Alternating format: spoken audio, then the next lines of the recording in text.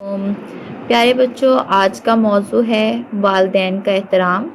आज मैं आपको वालिदैन के एहतराम पर एक मज़मून जो है वो बताऊंगी, किस तरह से हम वालिदैन के एहतराम पर मज़मून लिख सकते हैं।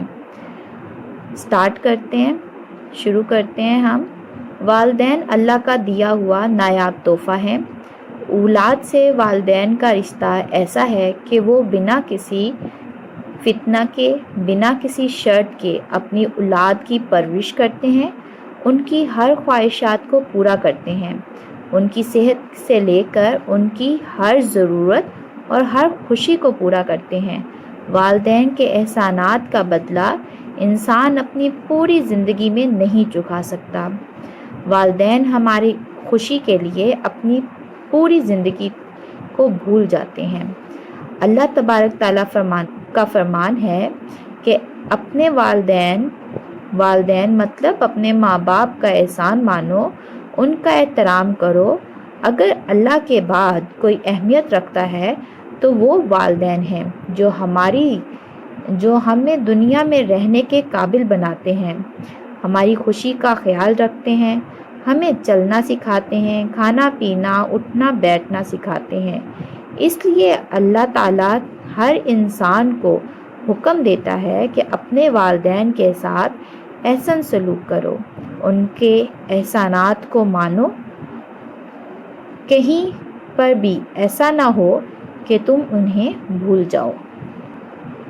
अल्लाह तबारक ताला ने कुरान मजीद में फरमाया कि जब तुम्हारे वालिदैन बूढ़े हो जाएं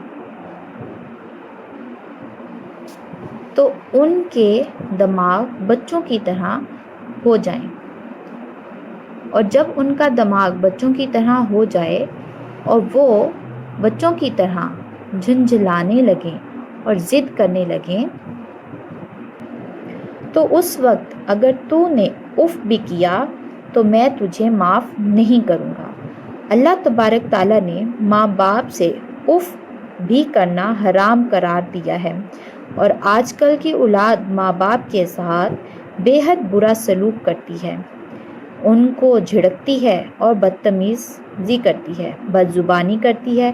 अल्लाह ऐसी औलाद पर अजाब नाजिल करता है। अल्लाह तबारक ताला कहता है कि अपने वालिदैन से नरम लहजे में बात करो, शरीफाना अंदाज में बात करो।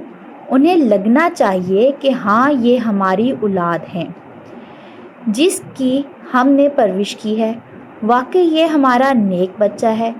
अल्लाह कहता है अपने वालिदैन के आगे हमेशा झुके रहो, उनके सामने अपने बाजुओं को झुका कर खड़े हो। माँ बाप का इस कदर एहतराम है कि खुदा छोटी छोटी बात के लिए भी कह रहा है कि उनके एहतराम की कितनी ज़्यादा इंतहा है। अपने आप को झुकाना, नरम लहजे में बात करना और उफ तक ना करना इतनी ज़्यादा इंतहा है, और इतनी इंतहा के बाद भी उनके लिए सजदे में गिर कर अल्लाह के सामने रो कर गिड़गिड़ा कर उनके गुनाहों के लिए उनकी मग़फ़िरत की दुआ करो, उनके ज़िंदा रहने पर भी और मरने के बाद भी। अल्लाह तबारक ताला फरमाता है कि अपने माँ बाप के इस रहम को याद करो जो उन्होंने तुम पर बचपन में किए। अगर आज हम अपनी ज़िंदगी जी रहे हैं तो इस ज़िंदगी को बेहतर बनाने वाले हमारे वालिदैन हैं। जिस वक्त हम पैदा हुए तो हमारी कोई अहमियत नहीं थी, हम सिर्फ एक गोश्त का टुकड़ा थे। हम सब को पालने वाले, हमें काबिल बनाने वाले हमारे वालिदैन हैं।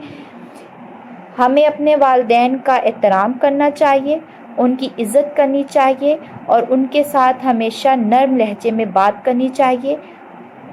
अगर हमारे वालिदैन हमारे ऊपर रहम नहीं करते तो हम बड़े होकर काबिल नहीं बनते। लेकिन काबिल होने का ये मतलब नहीं है कि हम उनके सामने बदजुबानी करें, उनसे बुरे लहजे में बात करें। माँ बाप एक अनमोल नेमत हैं जिन्हें खुदा ने हमारे लिए तोहफ़ा बनाकर भेज दिया है।